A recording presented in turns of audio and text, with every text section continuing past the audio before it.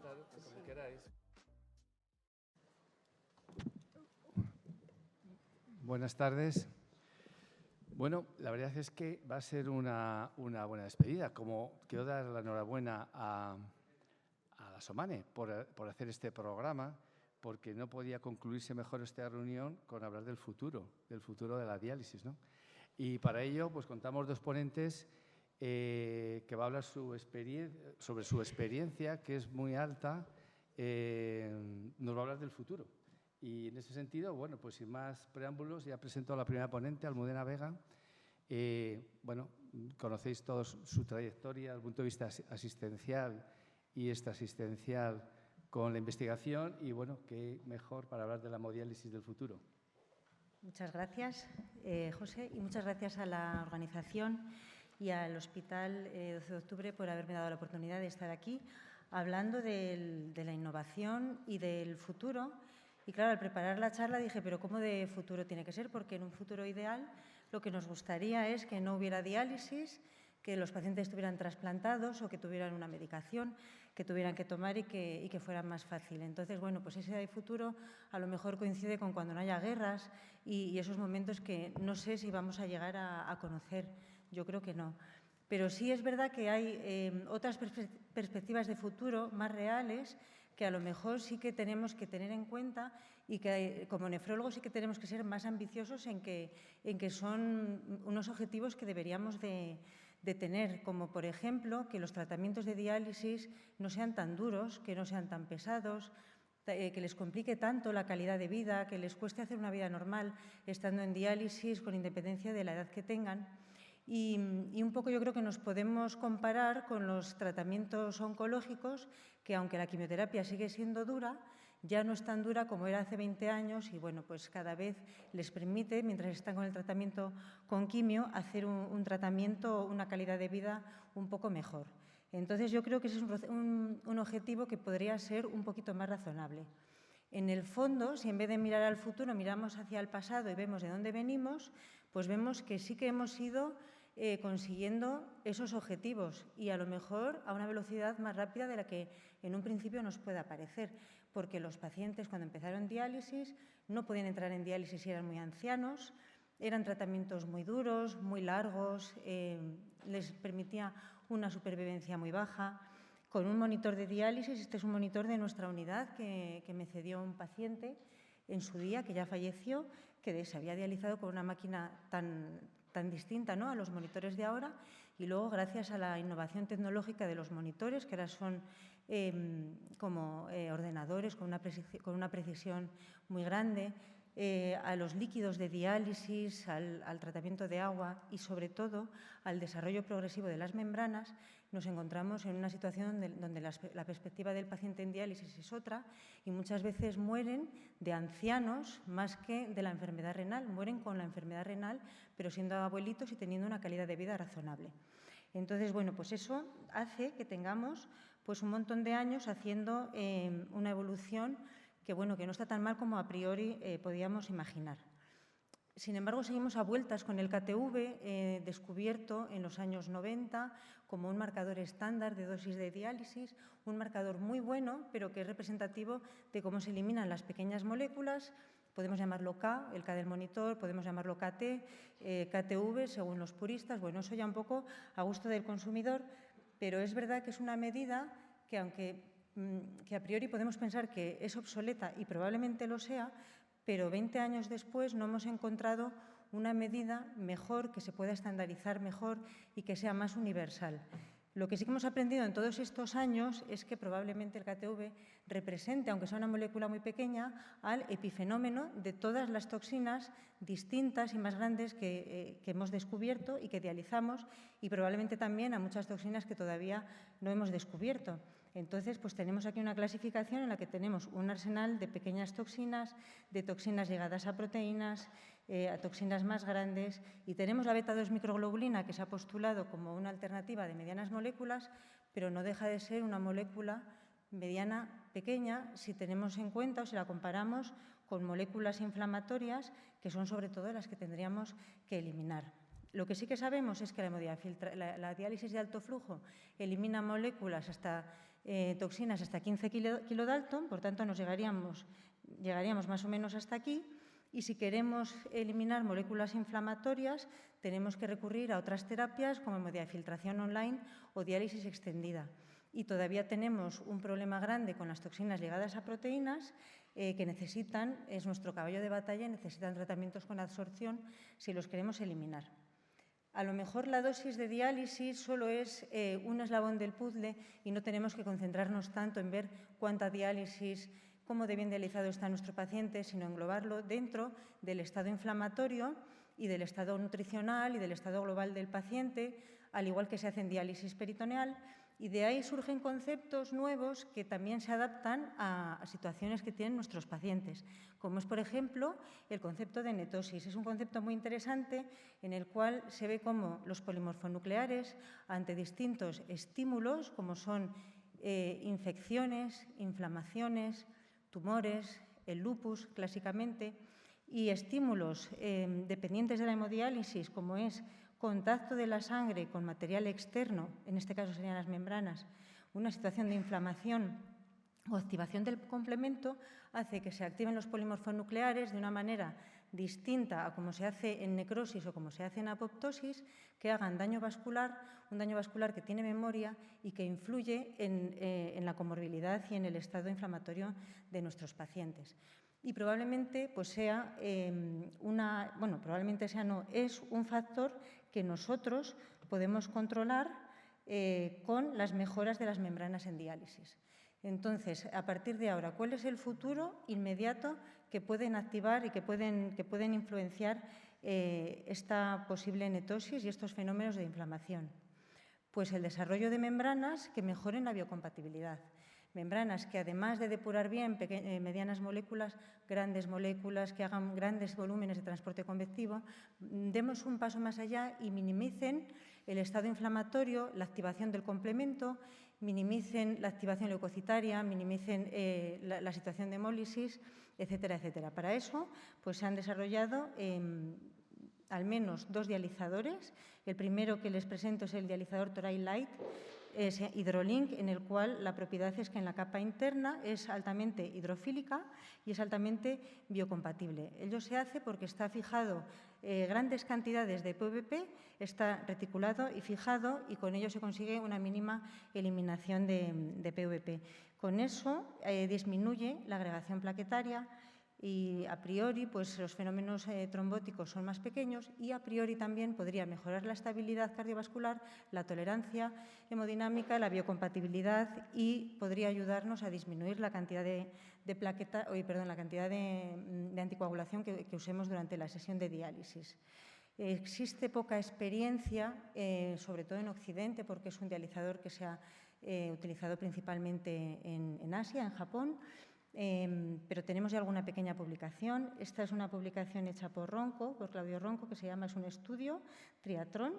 Es un estudio realizado en pacientes en diálisis de alto flujo, en el cual se randomiza a los pacientes 1:1, Hydrolink, polisulfona convencional, y se les hace un seguimiento de 6 meses, y cada semana analizan el estado del dializador y de las líneas e intentan disminuir la dosis de heparina, un poco ensayo-error, viendo cómo se va quedando el dializador. Además de eso, también analizan la eficacia, y cuando terminan el estudio ven cómo las dosis acumuladas de heparina son menores en los pacientes durante las sesiones de diálisis, en los pacientes que han recibido Hydrolink, aunque esta diferencia es verdad que no es significativa, pero bueno, todos sabemos también que la escala visual puede llegar a tener sus limitaciones y que no siempre se correlaciona con lo que ocurre realmente dentro del filtro, pero es verdad que hay una disminución. Sin embargo, a priori no encuentra en el periodo de seguimiento diferencias en la activación plaquetaria.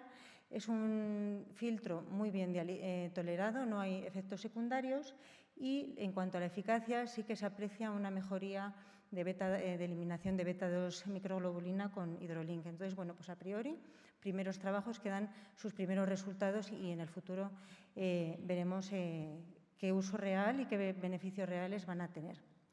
Nosotros tuvimos la experiencia el año pasado de probar el dializador, una pequeña cantidad de dializadores.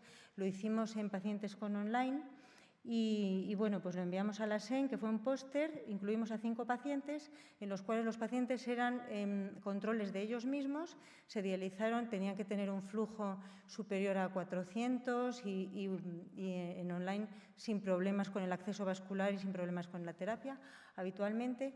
Y el objetivo no fue modificar la dosis de heparina, puesto que era la primera vez que teníamos el filtro y queríamos tener pues, una primera experiencia.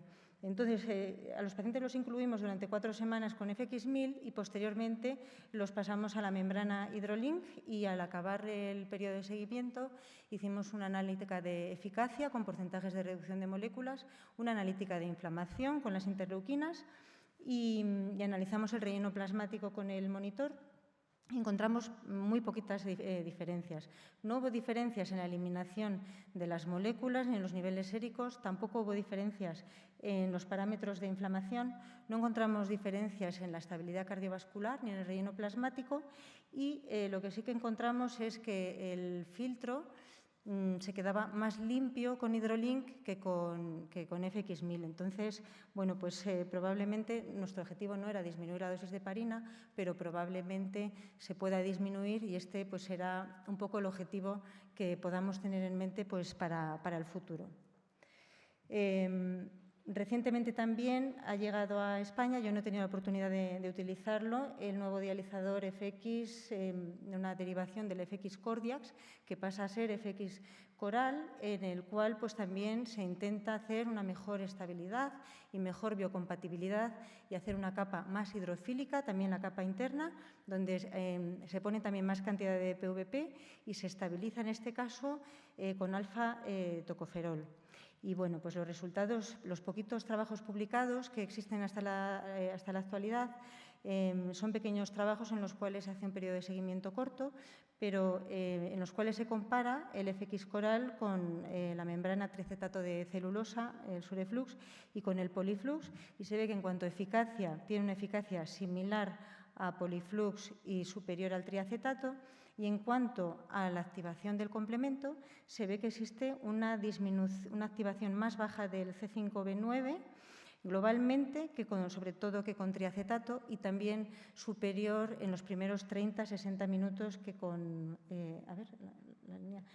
Poliflux. Sin embargo, con el C3A y C5A nos alcanzan estas diferencias significativas, aunque sí que existe una tendencia. Bueno, pues son pequeños trabajos que nos pueden hacer pensar en cómo podemos mejorar y optimizar las cosas en el futuro, pero este sí que es un futuro inmediato. Si pensamos ya en un poco más allá, en nuevas membranas que se puedan desarrollar, yo creo que uno de los materiales más importantes que han salido en los últimos años ha sido el grafeno. Las primeras publicaciones que aparecen del grafeno y las primeras veces que se empieza a oír hablar del grafeno como un posible material para diálisis son en el año 2016 por la Universidad de Massachusetts, y el primer trabajo oficial es este del año 2017. Es curioso leer trabajos de diálisis de ingenieros, bueno, cuesta muchísimo porque es otra mente, pero es curioso porque la perspectiva es totalmente distinta. Pero también es muy interesante leerlo porque nos dicen cosas como que las membranas, una de las cosas que dicen repetidamente en los trabajos es que las membranas que utilizamos para diálisis son gruesas, poco selectivas, pesadas. Y yo es una cosa que cuando vemos las fotos de los dializadores nos parecen súper finas y nos parece que están muy logradas. Pues para ellos, comparando en su mentalidad con otros tipos de materiales que utilicen funcionalmente para otras cosas, les parece que son poco selectivas, gruesas y que eso hay que mejorarlo. Entonces, el grafeno se postula como una buena membrana para diálisis, lo que pasa es que la preparación es complicada. Entonces, la preparación es que el grafeno crece junto al cobre, como vemos aquí en el primer dibujo. Posteriormente hay que separar el cobre y se hace uniendo el grafeno al policarbonato. Yo esto me lo he leído en el trabajo, no me lo sabía de antes. Y luego las posibles lesiones que aparezcan en la membrana se sellan con polimerización y finalmente se diseñan los poros con oxígeno del plasma. Y con eso se consiguen capas ultrafinas de 0,34 nanómetros, monocapas, que yo creo que eso mejora mucho la velocidad de difusión, más cantidad de membrana, más resistente, más porosa y más selectiva. Entonces, pues a priori sí que parece o parecía que podía ser un gran objetivo, porque aquí ya, si conseguimos una membrana así, de este tipo, sí creo que podemos mantener la eficacia de la diálisis y disminuir el tiempo de los pacientes si vemos y confirmamos que esto se mantiene así, el tiempo o la frecuencia. Sin embargo, cuando analizan la eficacia y la permeabilidad, lo hacen limitado a moléculas muy pequeñas, como es el cloruro potásico, como son aminoácidos, y lo más grande que utilizan es la B12. Vemos que la eliminación es adecuada y además aquí abajo lo comparan con la eliminación que podemos encontrar con una membrana comercial y efectivamente el grafeno es mucho más superior, muy superior. Entonces, ahí sí que parece que es una buena alternativa. Sin embargo, desde 2017 hasta ahora, todos los trabajos que han aparecido de grafeno en diálisis ha sido para intentar mejorar este proceso de formar el grafeno con una membrana y comparándolo otra vez con eficacia de moléculas muy pequeñas. Entonces, algo falla en el diseño que no nos vale a día de hoy utilizar el grafeno como tal para una membrana. Y bueno, sí que se ha derivado su uso para plantas de agua donde la porosidad, donde la sensibilidad es mucho más pequeña y ahí seguramente que sí que funcionen. Y como membrana, pues veremos en los próximos años a ver qué camino van a seguir.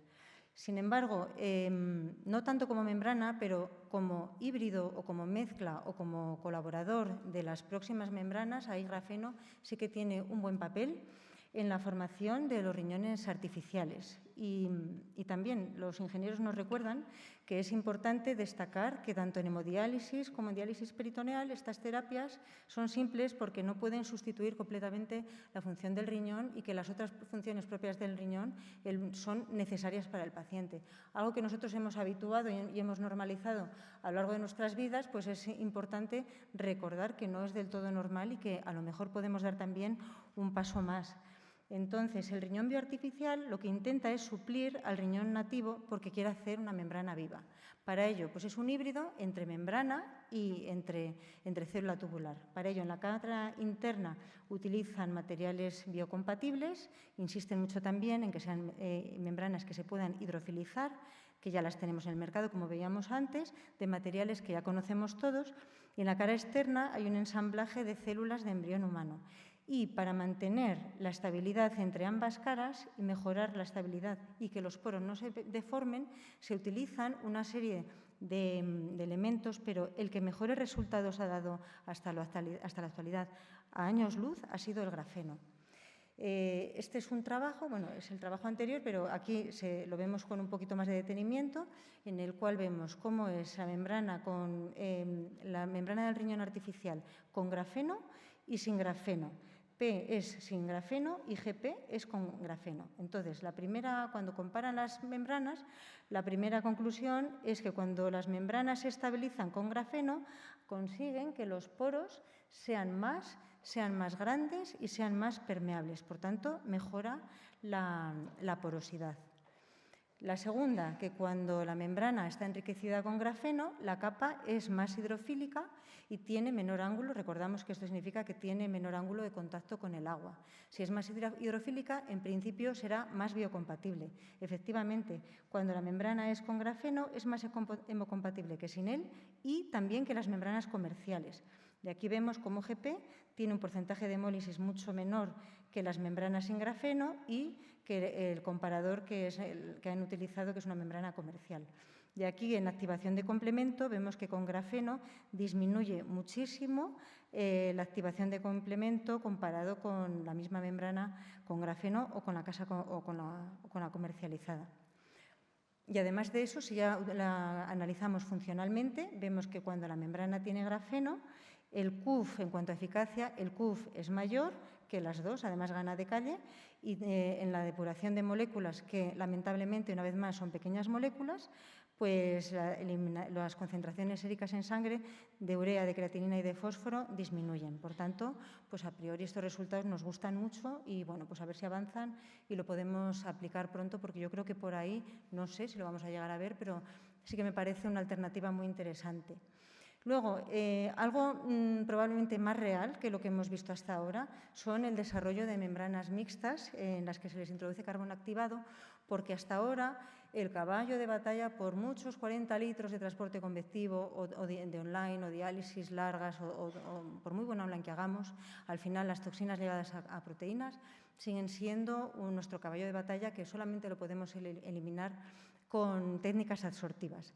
Entonces, se están desarrollando ahora en modelos ex vivo que todavía no están comercializados y yo creo que les queda bastante, pero también son bastante prometedores, membranas asimétricas también que dentro de la capa, bueno, la capa interna, recuerdan otra vez que tienen estabilidad porque es poliéter-sulfona más polivinil-pirrolidona, y en la capa externa insertan gránulos de carbón activado en los cuales al paso de la hemoglobina de la albúmina, soltarían la albúmina y eliminarían la unión y quedarían libres las toxinas ligadas a proteínas, que son, a ver si se ve, son estas flechitas, aquí están, bueno, yo aquí lo veo bien, pero no sé si lo podéis ver, son granulitos pequeños de carbón activado y, bueno, pues con esto comparan a ver cómo son funcionalmente estas membranas. Diseñan una membrana de bajo flujo, que a mí ya me sorprendió hasta que he leído el artículo, otra de alto flujo y luego lo comparan con las membranas comerciales. Y bajo flujo tiene muchísimos mejores resultados en cuanto a estabilidad, porque este trabajo no está hecho para analizar eficacia, o igual lo han analizado y no lo han querido contar. Está hecho para analizar cómo es la estabilidad. Y ven que las membranas de bajo flujo tienen mucha mejor hemocompatibilidad y adecuada eficacia de toxinas pequeñas, que lo vemos aquí. La columna en negro es la membrana de bajo flujo y la columna rayada es la columna de diálisis de alto flujo. Aquí igual vemos que hay más hemólisis y más estimulación del C5A. Y claro, la explicación que ellos dan es que en las membranas de alto flujo hay retrofiltración efectivamente y puede haber paso de albúmina. Entonces, esta albúmina hace que todo lo que habíamos conseguido en las primeras diapositivas, que era mejorar la estabilidad de la capa interna, pues hace que sea un daño muy agresivo la albúmina en este tipo de membranas, porque el carbón activado por sí es un elemento muy lesivo que no debe entrar o lo mínimo posible en contacto con la sangre. Entonces, bueno, pues habrá este trabajo del 2020, a ver en los próximos años en qué queda. Y este es un trabajo muy interesante también, en el cual es parecido, pero lo que se intenta es invertir la diálisis dentro de las fibras, haciendo que la cara interna que habitualmente utilizamos para contacto de la sangre se haga contacto con el líquido y la cara externa, con un carbón activado no tan expuesto, sino un poco más metido dentro, se haga el contacto con la sangre. Y entonces aquí sí que analizan la eficacia con las toxinas ligadas a proteína. Es curioso porque lo comparan con una membrana comercializada, con Polyflux, y estas son las membranas internas. Es curioso la diferencia que hay, la cara interna de las membranas con carbón activado en comparación con Polyflux. Y luego, si nos vamos a la superficie, también es muy curioso la diferencia morfológica que hay con el tamaño de poros, con la forma, con respecto al Polyflux. Aquí estarían otra vez los gránulos de carbón activado.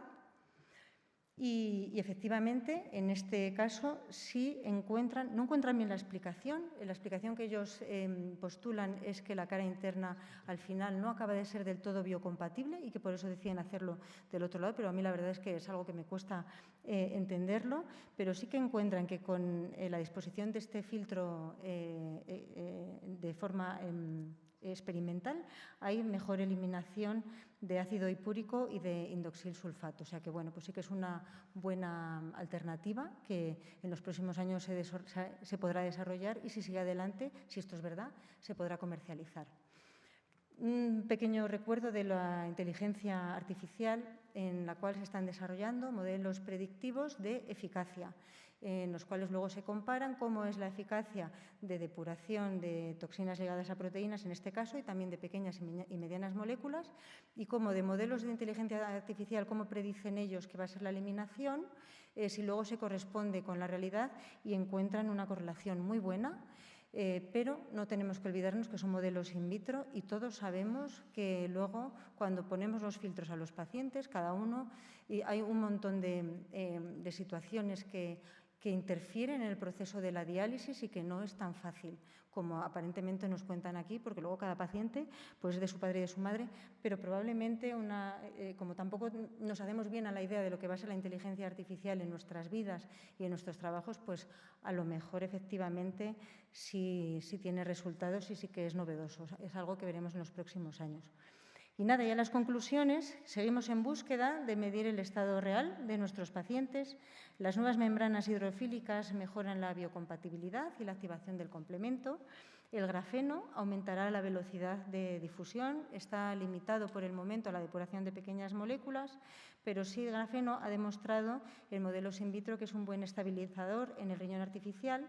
Y las membranas mixtas con carbón activado combinan difusión y absorción, y el carbón activado en el momento actual es poco compatible con la sangre, pero en el futuro probablemente mejore. Y muchas gracias. Muchas gracias. Habíamos pensado hacer la discusión por separado, a lo mejor, ya que son temas un poquito... Vale. O me siento. Bueno, siéntate. Sí. Ponte cómoda. Bueno, ¿alguna pregunta? Bueno, la verdad es que, Almudena, nos has puesto de manifiesto los retos que tenemos en el campo de la hemodiálisis en cuanto a depuración de solutos. Por un lado, la primera parte de la trombogenicidad. La verdad es que ahora, como muy has dicho, hay membranas que se están postulando con menores necesidades de heparina, por tanto más biocompatibles. Y la segunda parte, la cantidad de solutos, toxinas unidas a proteínas, sobre todo ese desafío que tenemos, ¿no? Y que, bueno, simplemente no es ninguna pregunta, comentarios, que probablemente en cuanto a la adecuación de la diálisis, de aquí a unos años hablaremos de otras cuestiones totalmente diferentes. Ya se habla en este momento de otras cosas diferentes al KTV en cuanto a adecuación, pero como tenemos ahí un campo de toxinas que no logramos eliminar suficientemente bien y que probablemente con el paso de los años lo hagamos, quizá ese tema de adecuación también cambie, ¿no? ¿Algún comentario al respecto? Seguramente, porque estamos ahí enquistados en general, con los 3 días, 4 horas, y en estos años ha mejorado muchísimo la diálisis, pero es normal, nos da miedo quitar tiempo. La diálisis incremental ha venido con mucha fuerza y ha ayudado a ver que hay otras pautas, pero también hay muchos pacientes que siguen necesitando diálisis diaria. Y a partir de ahí, muchas moléculas que no sabemos, que yo creo que todavía no están descubiertas, como hablaba antes Patricia de los genes, y que estén relacionadas, que igual dentro de 5 años digamos, pues es que era precisamente por esto. Vamos un poco a ciegas, pero yo creo que vamos avanzando, y yo creo que tenemos que tener en mentalidad siempre la opción de innovar y de avanzar y de cambiar los esquemas que tan metidos en nuestras cabezas tenemos, porque es que tenemos ahora tal material, tanta cantidad, que siguen saliendo todavía y podemos hacer tanta innovación que muchas veces se nos olvida pedir bien las analíticas y ver cómo están depurando y no sé, y hacer una diálisis mucho más original y siempre intentando también poner a un nivel muy alto un equilibrio entre la eficacia, que en mi opinión sigue siendo lo más importante, pero también la calidad de vida del paciente, que va a estar así muchos años. Porque si va a estar 2 años hasta que se trasplante, con cualquier diálisis va a estar bien, como si va un día a la semana. Pero si lo tenemos que tener muchos años, a propósito de lo que decía Esther, pues tenemos que hacer una evaluación integral muy importante y tenerlos en las mejores condiciones y con una calidad de vida que el paciente pueda vivir además de la diálisis. Sí, efectivamente. ¿Alguna cuestión? Bueno, fíjate que le llevo dando vueltas a un tema a tiempo. En cuanto a las toxinas unidas a proteínas, claro, lo estamos esforzando, que si el carbón, que si meterle ahí el HFR, carbón, sílice, etcétera, para eliminarla. En cuanto a la eliminación, ya no entro en el tema de la limitación de la absorción. A fin de cuentas, las toxinas unidas a proteínas, que son pequeñas, se realizan muy fácilmente a la parte libre. Por ejemplo, fenol, si tiene un 16% de parte libre, y en realidad se depura en torno a un 40% en una diálisis. Pero claro, eso es porque hay el equilibrio dinámico entre la albúmina y la parte libre. Y la pregunta y la cuestión es, no lo he mirado, o sea, es que ni lo he visto en la literatura, pero he dado vueltas que seguramente La diálisis prolongada a lo mejor justifica los resultados de la diálisis prolongada de Tassén, que sí que idealizaban muchos de esto, porque la diálisis prolongada, seguramente ese equilibrio, al mantenerse el tiempo, ocurre como los solutos con el tercer espacio, como el fósforo. Seguramente, al mantener esa diálisis durante mucho tiempo, ese equilibrio albúmina parte libre, lograríamos una eliminación más importante de fenol, indosilacético, furanpropiónico, etc. ¿Has visto algo en la literatura respecto a diálisis prolongada y eliminación de toxinas unidas a proteínas? No he visto nada. Todo lo que he visto yo creo que es lo mismo que has visto tú, de fracaso con todas las técnicas, mejores resultados con hemodiafiltración online, pero en el fondo no lo que nosotros queremos. Y sí que estoy de acuerdo, totalmente de acuerdo, porque es que los resultados de Tassén, tantos años después, es que no hemos encontrado una terapia que tenga a los pacientes como en el grupo de Tassén, y probablemente sea el tiempo como es en peritoneal. El tiempo influye muchísimo. Claro. En peritoneal los pacientes se están dializando constantemente y hace que esos cambios se hagan de una forma más fisiológica y que los pacientes seguramente que estén mejor. Sí. Pero lo podíamos mirar. Fíjate, algún grupo, por ejemplo, Kiko Maduel, un día, la verdad, en realidad esto sí que lo hablé una vez con Kiko, incluso le propuse, digo, oye, esos pacientes que tienes de diálisis nocturna, que él tiene un programa de diálisis nocturna, ¿por qué no les hacemos fenol y pecresol pre y post y tal? Nosotros ponemos al laboratorio si quieres. Pero yo creo que ese campo está por explorar y que puede ser interesante, aparte del carbón, sílice, etcétera, etcétera. Sí. No sé, preguntas, por favor.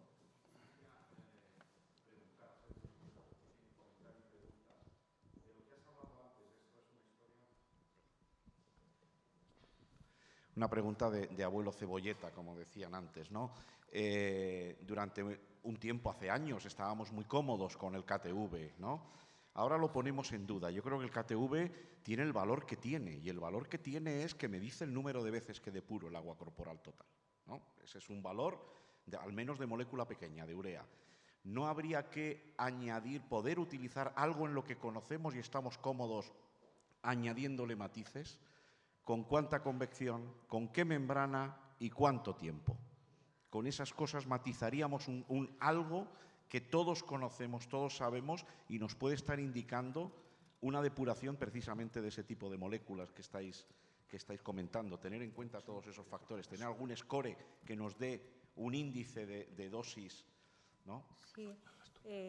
Maduel desarrolló el Global Removal Score, que es que hace una media de pequeñas, medianas y medianas grandes moléculas, lo divide entre las que son, bueno, hace un cálculo, y la verdad es que cuando hace sus trabajos sí que es una medida muy reproducible y yo creo que es bastante buena, pero es verdad que para el día a día yo creo que es compleja para nuestros pacientes. Se puede hacer, pero para empezar necesitas un laboratorio, que no todos lo hacen, que mida de forma rutinaria eso.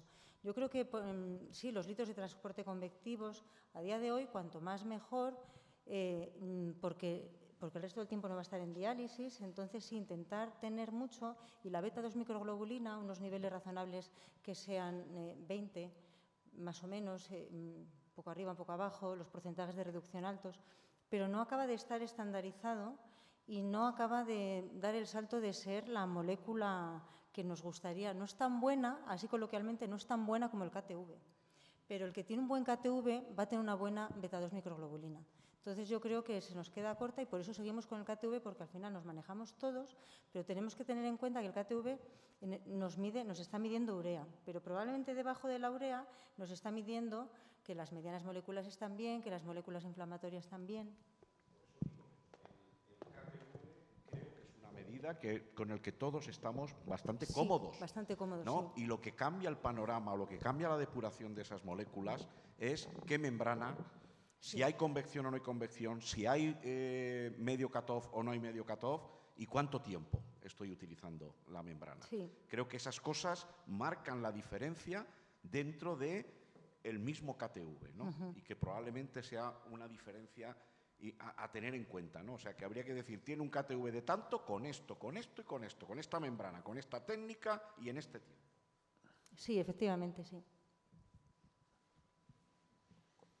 No tenemos tiempo para más preguntas. Muchas gracias, Almudena, por tu ponencia. Para mí es un placer presentar a la siguiente ponente, la doctora Claudia Yuste, que es la responsable de la unidad de diálisis peritoneal de este hospital donde estamos. nos va a hablar de innovación en diálisis peritoneal. Pues cuando quieras, Claudia. Bueno, buenas tardes. Yo lo primero que quería agradecer a la organización y a la SOMANE es permitirnos hospedar esta sesión de diálisis. Para mí me hace muchísima ilusión que finalmente en este auditorio que veis tan bonito y tan nuevo se hable de diálisis. Estoy emocionada además de hablar de la diálisis pequeña, ¿no? De la hermana pequeña de la diálisis, que es mi adorada diálisis peritoneal. Y también tengo mucha ilusión de hablar justo después de una de mis maestras, que está aquí, la doctora Vega, de la que yo he aprendido un montón de hemodiálisis y de diálisis peritoneal. Vamos. Pues mi botón no funciona.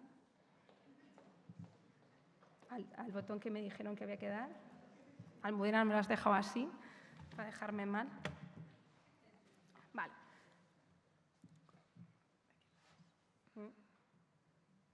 Vale.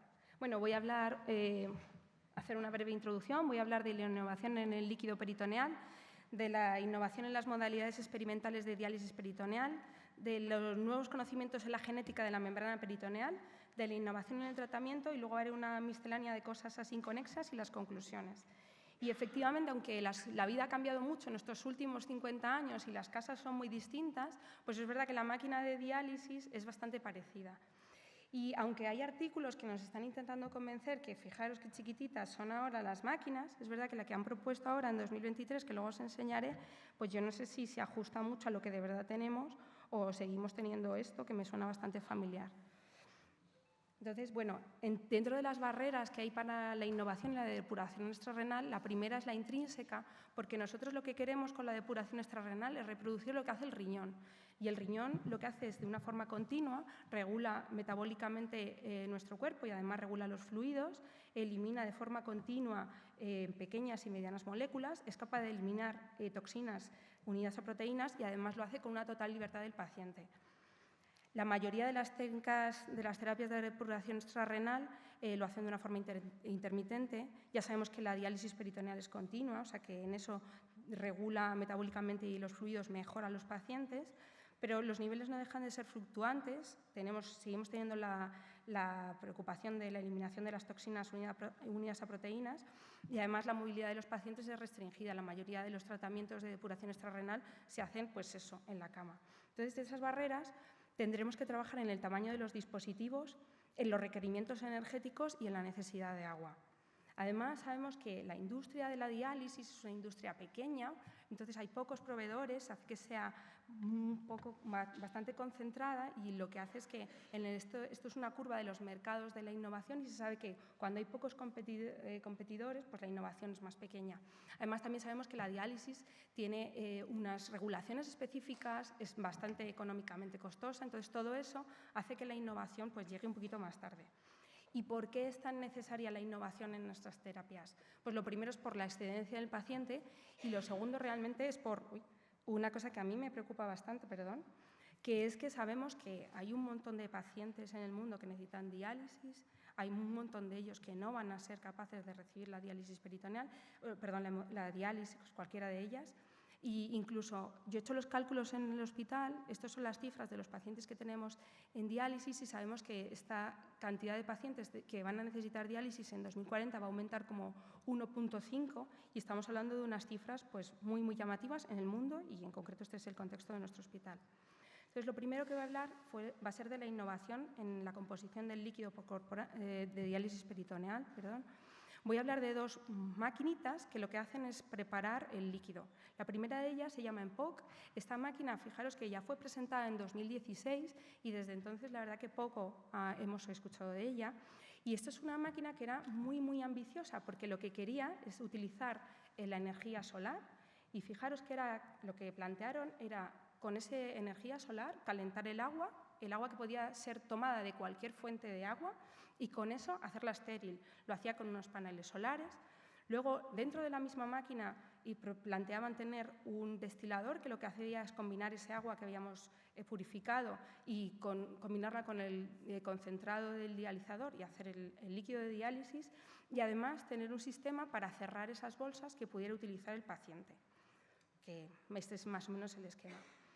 Lo que además planteaban es que esta máquina fuera portátil, es decir, que el paciente la pudiera llevar a cualquier lado. Fijaros que la máquina está realmente metida dentro de una maleta y que además esto se lo pudiera permitir cualquier persona en el mundo. Ya sabemos que estamos pensando, yo lo que primero pensé, digo, agua de cualquier causa, de cualquier fuente, cerrada por el paciente, calentada con luz solar.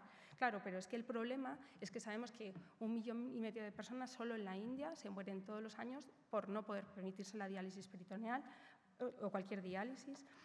Y que la diálisis peritoneal, que sabemos que es más barata, en países en desarrollo es prohibitiva porque hay unos costes de transporte de unos materiales que son extranjeros, que son manufacturados y que tienen que ser enviados a localizaciones remotas que van a hacer que no sean aplicables. Entonces, esta máquina en realidad está pensada para países en desarrollo, que es verdad que con esta máquina, que puedes estar en cualquier lugar prácticamente de África, ¿no? Yo pienso, esos sitios que no tienen acceso al agua, pues igual es una solución.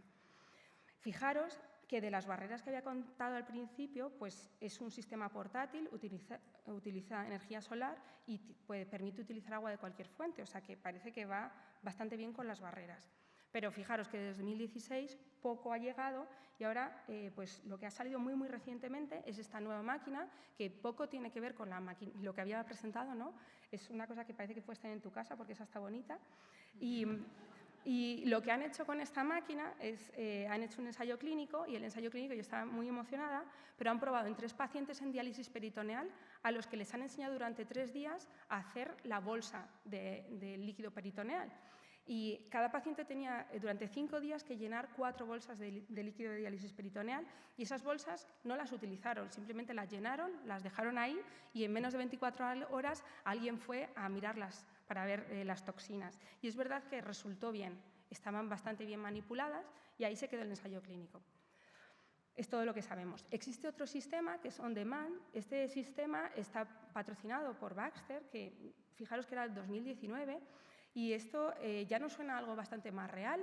Es un aparatito que es más pequeño que una lavadora, ¿no? Y coge el agua de cualquier fuente, de cualquier agua de nuestra casa, y es capaz de producir el líquido. Existe un ensayo clínico que ahora os demostraré y la ventaja de esta maquinita es que no necesita almacenamiento del líquido. Sabemos que los pacientes reciben cajas y cajas en su casa que abultan un montón y se quejan bastante y además esta tenía la peculiaridad con respecto a la otra que nos permite elegir la concentración de glucosa a demanda. ¿Cuáles son las cosas que no hace que hiciera la otra? Pues, hombre, a lo mejor nos dicen que es transportable, pero no lo parece. Necesita energía eléctrica, enchufar, y el agua ya pues tiene que ser potable. Pero bueno, no deja de ser una innovación que a mí me parece bastante relevante. Y de esto sí que hay un ensayo clínico que se ha terminado hace bastante tiempo, pero que no están los resultados totalmente publicados.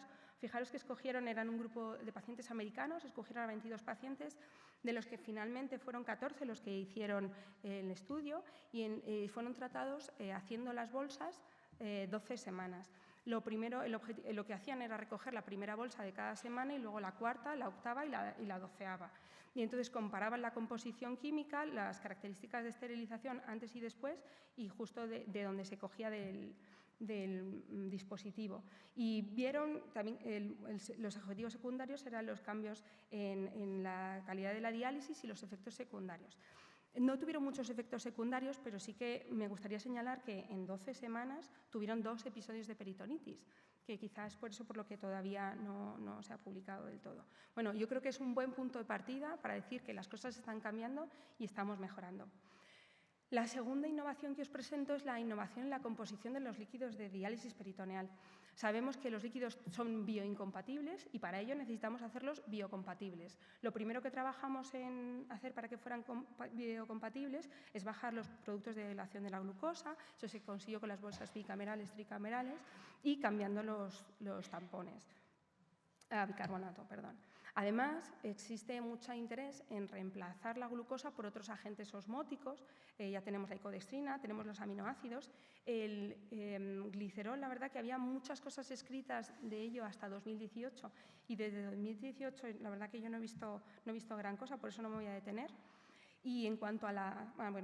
esto era para contar los mecanismos de la ósmosis. Y en cuanto a la taurina y los poligliceroles hiperramificados, la taurina tiene una vida de eliminación renal y por eso al final los estudios han tenido que parar. y los poligliceroles, lo que pasa es que se acumulan en tejidos, no se ha demostrado que eso tenga toxicidad, pero ahí también está como parados esos estudios, o sea que por este lado no he encontrado mucho más. Existen otros muchos trabajos, esto son siempre como un artículo que evalúa algo y parece que va mejor, sobre todo a nivel molecular, pero luego no han demostrado demasiado. Se añaden elementos citoprotectivos como el suloxide, la heparina, de la que los compañeros de La Paz tienen bastante experiencia, la alanina, glutanina e incluso la curcumina. Hay unas cosas que se añaden a las bolsas de diálisis peritoneal o la curcumina que se aprobó por boca, que hay un artículo bastante reciente pero que no acaba demostrando nada. Y en lo que sí que me gustaría detenerme un poco más, porque creo que va a ser algo que nos dé más que hablar, es en los nuevos sustancias osmóticas, que además tienen capacidad metabólica distinta, como es el xilitol. El xilitol y la carnitina, las dos son unas sustancias hidrosolubles que se mantienen bastante estables y que lo que hacen es que nos van a permitir descender las concentraciones de glucosa. Ya existen dos tipos de bolsas con xilitol-carnitina y existen como dos tipos de fuerza, la baja y la alta, y las comparan con el fisioneal. Y como podéis observar, tienen bastante menos cantidad de glucosa. El problema es que el pH, para mi gusto, es más bajo y están tamponadas con lactato. Este xilitol-carnitina tiene estudios ya bastante poderosos. Este primero que os presento es en animales y, como veis, la viabilidad de las células mesoteliales y endoteliales en dos tipos de cultivo es bastante mejor con el xilitol. Y además el xilitol ha sido probado en pacientes. Este es el FIRST, es un estudio de fase 2, prospectivo, abierto y multicéntrico, en el que el objetivo primario era ver la tolerabilidad y la eficacia de la L-carnitina y el xilitol. Y lo que hacían era comparar a los pacientes en tres grupos: grupo screening, grupo intervención, que eran tratados con una o dos bolsas de silocore, con distintas concentraciones, y luego evaluaron la vuelta al tratamiento estándar. Y lo que observaron es que no había grandes diferencias ni en ultrafiltración ni en aclaramiento de moléculas. O sea, que vieron que es una sustancia que puede ser bastante interesante y permitirnos, sobre todo, ahorrar glucosa. Paso a hablar de la innovación en las modalidades experimentales de la diálisis peritoneal. Todos sabemos que hay dos tipos de diálisis, la continua y la automatizada, la de la máquina y la de manual. Y pasado estos dos tipos, existe una modalidad que fue descrita, pues la verdad que hace mucho tiempo, siempre está rondando por estos sitios, en 2016, y se llama la diálisis peritoneal de flujo continuo. La idea, en realidad, es, bueno, si en hemodiálisis nosotros estamos pasando un líquido de diálisis continuamente por el paciente, ¿por qué en la peritoneal no vamos a hacer esto? Fijaros qué esquema tan horrible, pero bueno, era este el que había. Y lo que hacen es una solución de líquido peritoneal, la pasan por una bomba, la calientan y se la meten al paciente, y luego a un flujo de 150, 250, sacan al paciente y van reinfundiendo. El líquido que sale se elimina. Y así lo que en principio intentan hacer es mejorar el aclaramiento de los solutos, que eso sí que se ha visto. Vamos a tener unos flujos de diálisis altos, con un transporte alto, mejora la eliminación de moléculas, mantiene un gradiente de plasma dializado constante, aumenta el tiempo efectivo de diálisis. Se ha visto también que mejora la ultrafiltración y preserva la membrana porque disminuye el número de intercambios y la glucosa. El problema es que necesitamos un alto volumen de diálisis peritoneal, entra el líquido y acaba saliendo y es tirado. Además necesitamos dos catéteres, uno para entrar y otro para salir, o un catéter de doble luz, y tiene bastante riesgo de recirculación, es decir, de no mover todo el líquido y que se vaya quedando ahí, y además es muy costosa. De esta modalidad hay unos casos, la verdad que son cosas bastante dispares y por tiempo delimitado, pero ha evolucionado a esta diálisis, que es la diálisis peritoneal de sorbente asistido. El concepto es similar, lo que pasa es que en vez de eliminar el líquido peritoneal, lo que hago es reciclarlo. Lo que se hace es, bueno, al paciente se le infunde con el líquido peritoneal, ese líquido se va a salir a un circuito, el cebado son 125 mililitros, y cuando tengo al paciente le voy a estar quitando 250 mililitros a un flujo de 2 litros a la hora, lo que me va a permitir hacer una terapia de 7 horas, reciclar unos 14 litros. Este volumen va a pasar por una columna de sorbente que lo que va a hacer es eliminar toxinas y luego le tendré que añadir, pues eso, los iones sobre todo que pierde. Esto fue presentado por primera vez por Ronco en 2007. Fijaros que lo que se le ocurrió, que la verdad que es una idea muy fácil, es al catéter de peritoneal normal ponerle una salida con doble luz y ya, entonces parece que lo puedes hacer en cualquier paciente. Y la verdad que lo que este hombre tiene bastante en la cabeza es que intentar hacer que esto sea una técnica continua realmente y que el paciente pueda ir, pues eso, con algo portátil para hacerlo. Ha evolucionado esta modalidad y yo creo que es una de las que vendrán con fuerza y ya luego, bueno, quizá nos cuenten aquí porque tienen más experiencia que yo. Lo que se hace es una infusión normal de un líquido de 1000-1500, entonces se le hace una diálisis tidal. El tidal significa que vacío parte del líquido de diálisis peritoneal y cada 7,5 minutos le quito 500. Entonces esto me permite hacer 8 intercambios a la hora y lo que me va a permitir es dializar 28 litros. Lo han conseguido poner en un dispositivo que pesa 2 kilos, que es este dispositivo que tenéis aquí, y lo que hace es eso, sacar el líquido, pasarlo por una zona de almacenaje, pasarlo por hay una parte que será ultrafiltrada, otra parte que va al cartucho de sorbente, luego una zona que lo que hace es enriquecer el líquido y luego lo vamos a devolver al paciente. Existe un ensayo clínico que ha sido publicado en 2022. Es un ensayo clínico en 15 pacientes, en el que se le hizo 9 ciclos de terapia seguidos durante un mes. El objetivo primario eran los eventos adversos y haber completado los 9 tratamientos con esta máquina, y luego vieron también, pues como siempre, el aclaramiento de solutos y los eventos adversos. En el aclaramiento de solutos se ha visto que mejora bastante. El problema es que la mayoría de las veces los pacientes no conseguían ultrafiltrar lo adecuado y reabsorbían volumen. Y si esto es razonable, visto que la concentración media de glucosa en el líquido pues era más baja que los líquidos que tenemos, y llamativamente también el calcio era más bajo y el pH más bajo. Pues se contaba que los compañeros de la Paz yo creo que tienen experiencia en este dispositivo, que es lo mismo que he contado, es la diálisis que viene. Y ayer la verdad que revisando Twitter me encontré con este artículo en el que hablaban de una máquina para hacer una ultrafiltración en miniatura.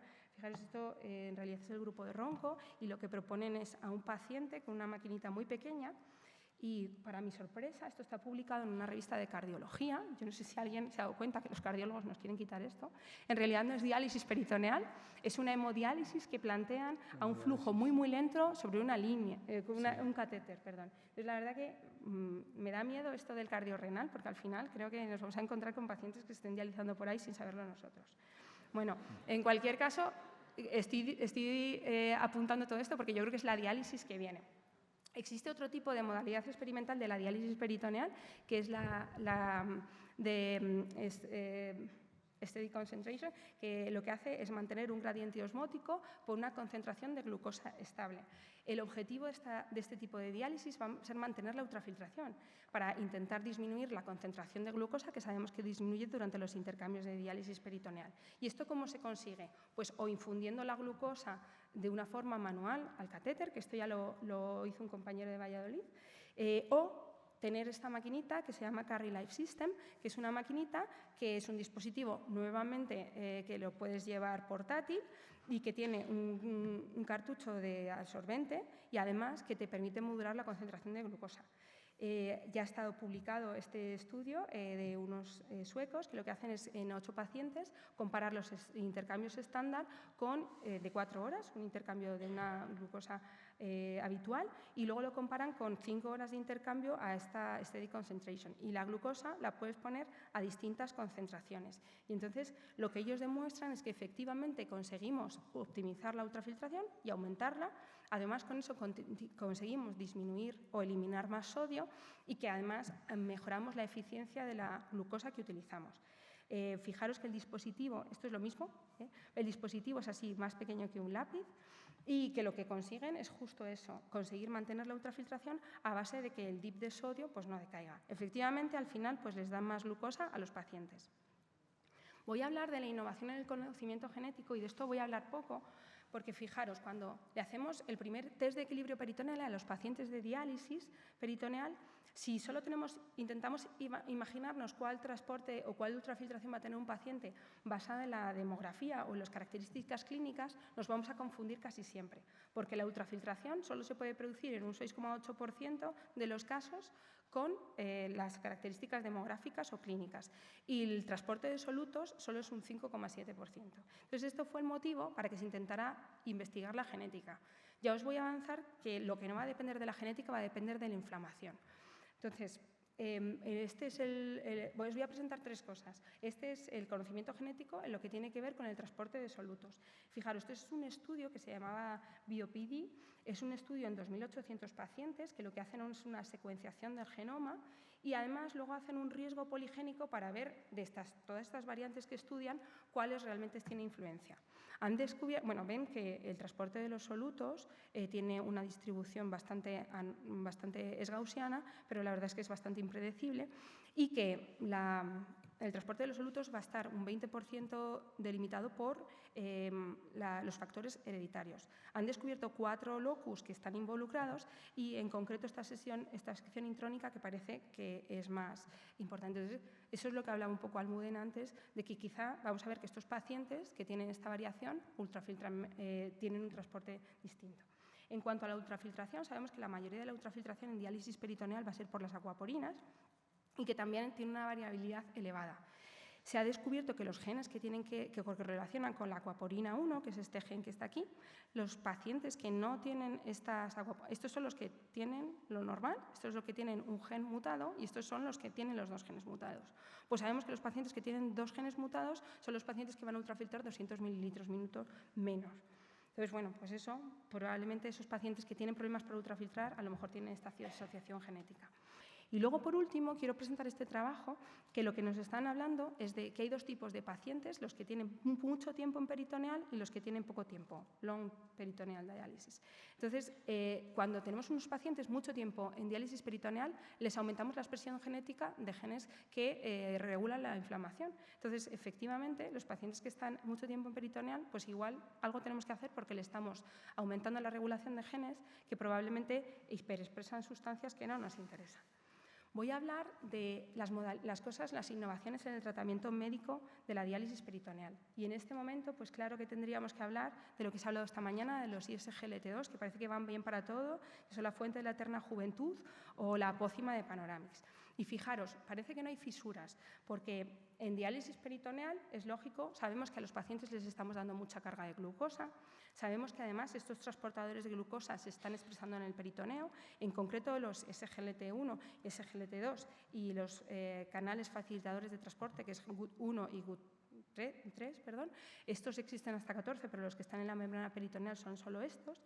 Este es un cotransporte activo con sodio y este es un canal pasivo. Entonces, la idea parece fácil. Si antagonizamos la absorción de la glucosa, además, disminuimos los efectos metabólicos y mejoramos la ultrafiltración. Pero, sin embargo, esto pues, no se ha demostrado que sea así. Os traigo un estudio que se ha publicado muy recientemente, que es un estudio de la dapaglifosina, en 20 pacientes en diálisis peritoneal. Y lo que hacen es, van a ver las concentraciones de glucosa en el líquido peritoneal, el transporte de solutos. Aquí están puestos los 20 pacientes así en línea y, como podéis ver, la mitad de los pacientes van bien, es decir, disminuye la absorción de glucosa, pero hay 9 pacientes que no. Eran 20, o sea que 9 bien, 11 bien, 9 mal, tampoco es mucho. Y en cuanto al transporte de solutos, pues veis también hay una mínima modificación. Entonces parece que fallan en el objetivo, dicen que es posible, no les terminan de cuadrar las cosas, dicen que hay algún cambio, sobre todo en los niveles de interleuquina, pero no terminan de demostrar. Sin embargo, esto nos choca mucho porque experimentalmente, sobre todo en roedores, sí que se ha visto que le damos otro inhibidor, otro bloqueante del transporte de glucosa, y sí que vemos que las ratas a las cuales sí le ponemos la fluorocina aumentan la capacidad de ultrafiltración de la glucosa y aumentan el transporte difusivo. Yo creo que la clave está en que no todos los transportadores, los inhibidores, los bloqueantes del transportador de glucosa son iguales. Y me ha gustado mucho ver este artículo en el que en animales les ponen a los animales una solución de glucosa convencional y les dan la fluorocina, y lo que hacen es que ven que disminuye la absorción de glucosa. Y cuando les dan una bolsa de diálisis que no tiene sodio, lo que ven es que no hay diferencias si le dan la fluorocina. Entonces, están demostrando que el sodio está influenciando este efecto. Y como podéis ver, hay algunos unos inhibidores del 6-GT2 que no son específicos, que sí que mejoran. Entonces, la conclusión de esto, a mi modo, porque es verdad que yo creo que todavía hay mucho que hablar de ellos, es que hay algunos que son selectivos de los ISGLT2 que probablemente no estén tan relacionados, pero hay otros que son duales o inespecíficos que sí que han funcionado. No quería dejar de hablar de algunos, y voy a cambiar de tema a otro tipo de tratamiento, que son los bloqueantes de la fibrosis. Este en concreto es un tratamiento que se pone en fibrosis respiratoria y se ha visto que en ratas a las que les producían fibrosis peritoneal, si les ponen este bloqueante disminuye la fibrosis peritoneal. Entonces yo creo que esto puede ser algo de que hablar también en el futuro. Y voy a hablar ya unas pinceladas de la miscelánea, que nos estamos pasando un poco de la hora.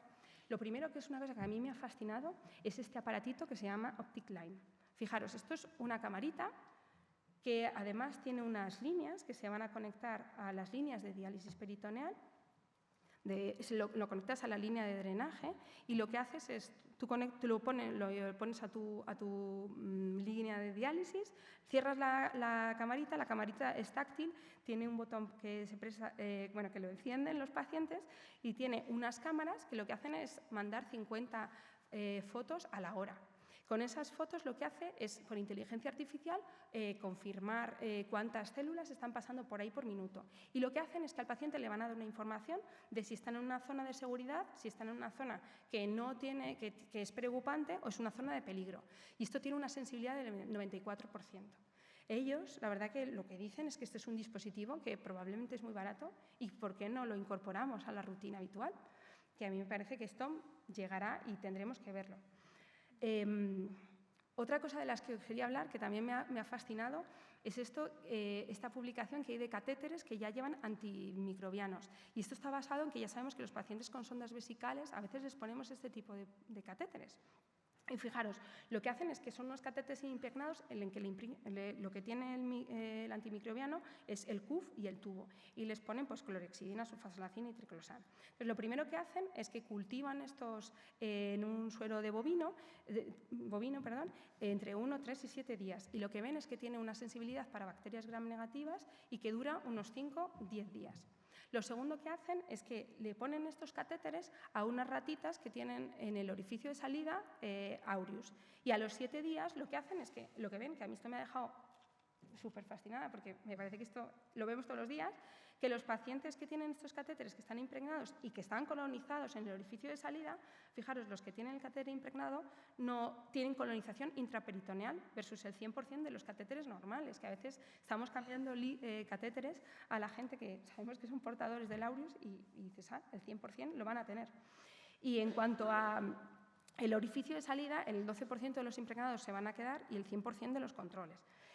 Y si podéis fijaros aquí, la cantidad de colonias es algo que la verdad que da bastante susto. Y luego analizan si estos catéteres producen más o menos reacción inflamatoria al paciente y la verdad que dicen que no hay diferencias. Me ha gustado esto y yo me pensé, bueno, pues a lo mejor esto nos puede ser útil en pacientes que tienen colonización recurrencia del aureus en el orificio de salida y que a lo mejor producía una disminución del riesgo de la colonización. Pero fijaros que el año pasado también salieron las guías de peritonitis, del tratamiento del orificio de salida, y fijaros que lo único que hay, yo creo que toda la peritoneal, y me aventuro a lo mejor en la hemodiálisis, con una evidencia 1A, es que en todos los procedimientos que vayamos a hacer para implantar un catéter necesitamos profilaxis antibiótica. O sea que, bueno, yo creo que puede ser útil, pero aún así los antibióticos son necesarios. Por último, voy a hablar de unos dispositivos que se llaman Point Care Devices, que probablemente decís, ¿esto qué es? Pues fijaros, esto es lo que la gente tiene en su casa para medir la glucosa. Y fijaros que esto vale 37 € y te lo traen en Amazon mañana. Y hay unos dispositivos que también, oye, a la gente que monta en bici les somos capaces de medirles un montón de cosas. Y fijaros que esto se ha movido mucho y lo puedes medir, pues eso, para los ciclistas, porque los mercados nuevamente son competitivos. Y con estos cartuchos, fijaros que también me ha parecido fascinante, puedes medir casi un montón de cosas. Entonces, ¿por qué en la diálisis peritoneal todavía no tenemos ni KTV ni nada de eso, que las máquinas de hemodiálisis lo tienen hace un montón? Bueno, Pues para solucionar este problema nos contaron en el último congreso de la EuroPD, que es el Congreso Europeo, unos finlandeses que habían construido un sistema que nos permitía monitorizar continuamente la glucosa, la creatinina y la urea en los pacientes durante el tratamiento en diálisis peritoneal, que esto va a ser como el Optic Line, con una cámara que se conecta al drenaje y que además esta información va a ser transferida a una ventana para que los médicos podamos verlo. Yo creo que esto efectivamente será lo que nos llegue. Efectivamente, estos finlandeses en la página, que es muy bonita, no te quieren decir más para que nadie les robe la idea. Y ya para concluir os diré que debemos resolver las barreras de las que hemos hablado de la terapia de depuración extrarrenal, que para innovación del líquido peritoneal yo creo que lo básico es que el líquido sea producido en casa y evitamos los transportes, que sabemos que les traen mucho por la calle de la amargura a las empresas, y además el almacenamiento de nuestros pacientes, que necesitamos nuevos agentes osmóticos, citoprotectores y reguladores, que en las modalidades experimentales, pues la diálisis de solvente asistido va a mejorar el transporte de los solutos, que la steady concentration va a mejorar la ultrafiltración y que estas además van a contribuir a ser unos dispositivos portátiles que van a mejorar la calidad del paciente, que en cuanto tenemos innovación en el conocimiento genético de la membrana peritoneal y probablemente de la inflamación, que esto tendremos que revisarlo bien, que en el tratamiento médico sabemos que los ISGLT2 pues hay algunos que irán mejor que otros. Y finalmente, yo creo que hay dispositivos que nos ayudarán a tener más información sobre esta terapia, que es ambulatoria, y que dentro de nada, desde casa y desde el hospital, vamos a tener mucha información de ella. Muchas gracias.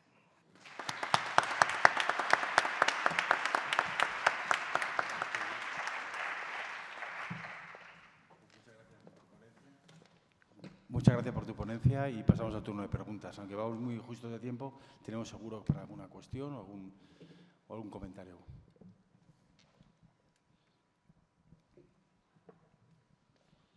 Mientras la gente se anima, yo te voy a hacer un comentario, a ver qué te parece. Es más bien una reflexión, ¿no? Yo creo que las innovaciones en cuanto al líquido peritoneal está claro que han mostrado grandes ventajas, ¿no? Hemos visto cómo hemos cambiado las nuevas soluciones y las grandes ventajas que hemos tenido, ¿no? De hace mucho tiempo se está hablando ya de la diálisis de alto flujo continuo, de reciclaje de la diálisis peritoneal hace mucho tiempo, ¿no? Pero no termina de culminar. Sí que en los últimos años están saliendo muchos dispositivos, etcétera.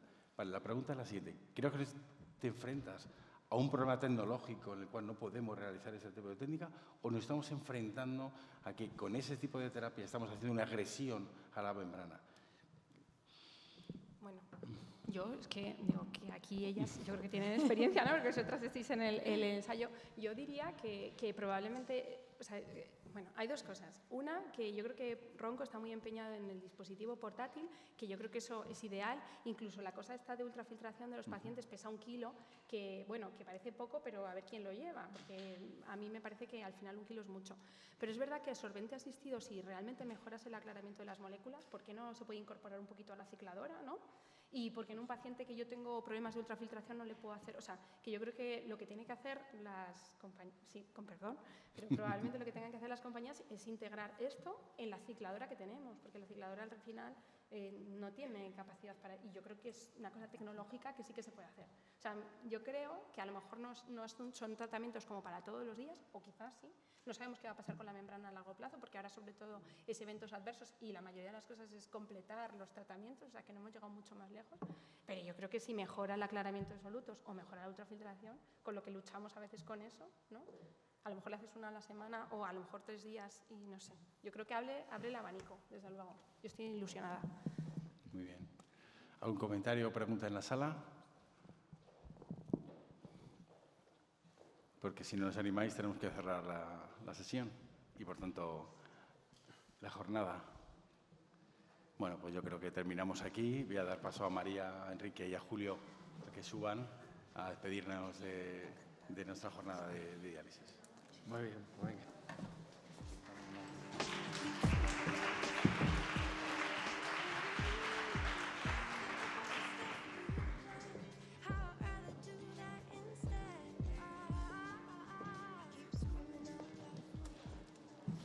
Bueno, muchas gracias a todos por seguir aquí. La verdad es que yo no puedo estar más contenta. Creo que hemos abordado todos los objetivos que planteamos a primera hora de esta mañana. Hemos hablado de avances científico-técnicos muy importantes. La verdad es que las últimas charlas han sido una delicia. Hemos hablado de cómo podemos mejorar la atención a la persona con enfermedad renal en estadio avanzado. Y sobre todo, esto ha funcionado realmente como un foro de personas interesadas en trabajar juntos, y así sobre la marcha han surgido 2 planteamientos de estudios en la Comunidad de Madrid, ¿no? Con lo cual, yo me voy con la sensación de que hemos hecho más que los deberes y lo único es el ánimo de que esto siga rodando y que sigamos comprometidos todos en conseguir cosas con esta comunidad, que yo creo que es suficientemente numerosa como para como para dar a luz trabajos interesantes y que cambien nuestra práctica clínica. Y agradezco a los anfitriones, doctor Pascual, que no ha querido bajar aquí, y doctor Morales, lo bien que nos han acogido, lo bien que nos han atendido y gracias por esto, ¿no? Pues poco más, que el sur también existe, como veis, y somos así. Y agradecer. Yo creo que una de las palabras que ha salido en la jornada es lo familiar y lo cercano que la gente se ha sentido en los comentarios, que eso se echa a veces mucho de menos en las cuestiones científicas. Muchísimas gracias a todos por estar aquí, por visitarnos. Esta es vuestra casa, así que cuando queráis, vamos a tener casa nueva dentro de poco. Y nada, agradecer a la dirección médica del hospital el apoyo que hemos tenido en esta reunión, agradeceros a vosotros, Secretaría Técnica, todos los laboratorios que han podido hacer posible esta reunión, y que os vais con mucho trabajo porque han salido muy buenas ideas para el futuro. Así que nada, que tengáis buena tarde y gracias a todos.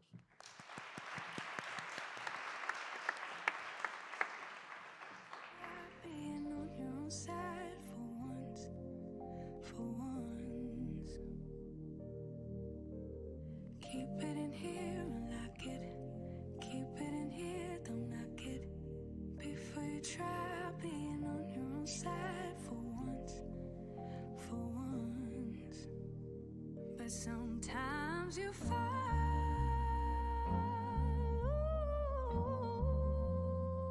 Sometimes you fall.